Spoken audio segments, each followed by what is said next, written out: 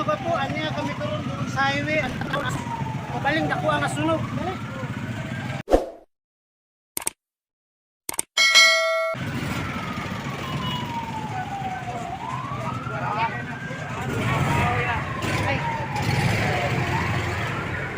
Ay, di ka mo.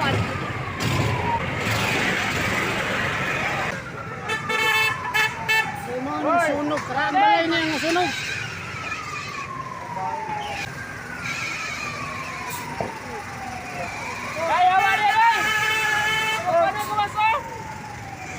Udi.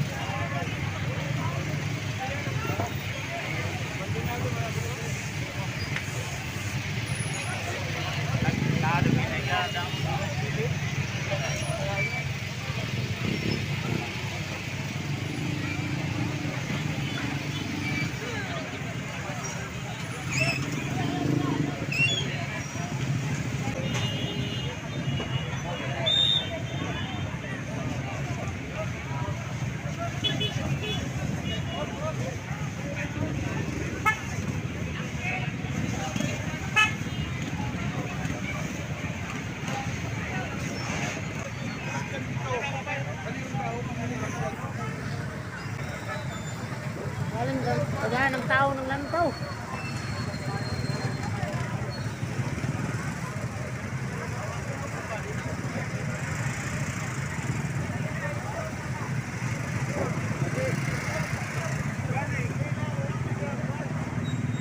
Kaya palo. Apak ko na sa amiha na.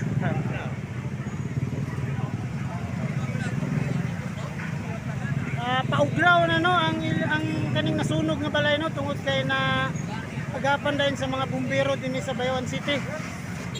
Sa mga uptick nato nga mga fireman. So ila jud na apas no. Naugdaw na ang kalayo karong igayon na so kagamay na ang kalayo. Atong makita nga dili na kay sa ulbo ang kalayo karong panahon na.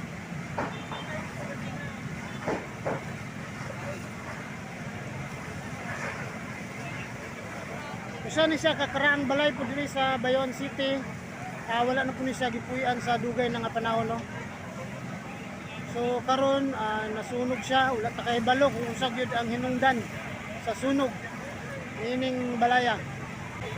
Munang kitang tanan mag-amping ta sa tuang tagsa kapanimalay ug andam ta sa pagmonitor no aron dili ta maabta na ning inani nga sitwasyon sunog sa usa ka balay nga nasunog no. Kinanglan andam ta kanunay.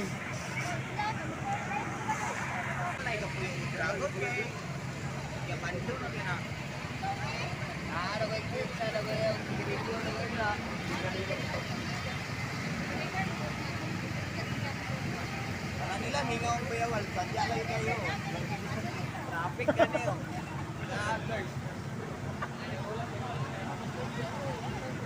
Ay, ang COVID na. Sorry. Layo ah. Ay, ang kamay lang ang dawon.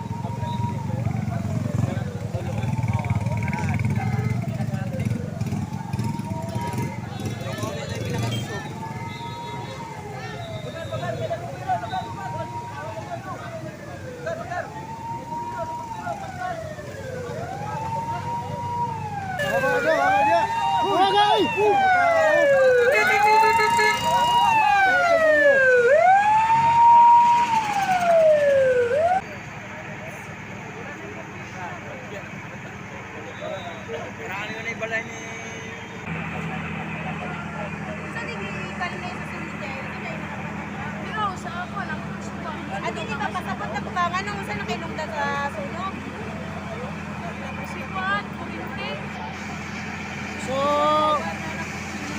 hinahinay na naog daw ang kalayo.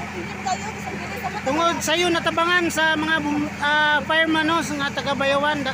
Mapasalamaton kay tanila nga wala po yung naalahig nga ubang balay nga nasunog.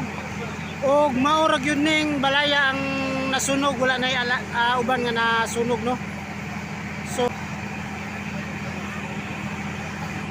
nga usapod walay na aksidente tungod kay kining balaya usa ni ka abandonado, wala na kapuyo, dugay nang wala gipuyan og karaan isang balay nga wala na gipuyan.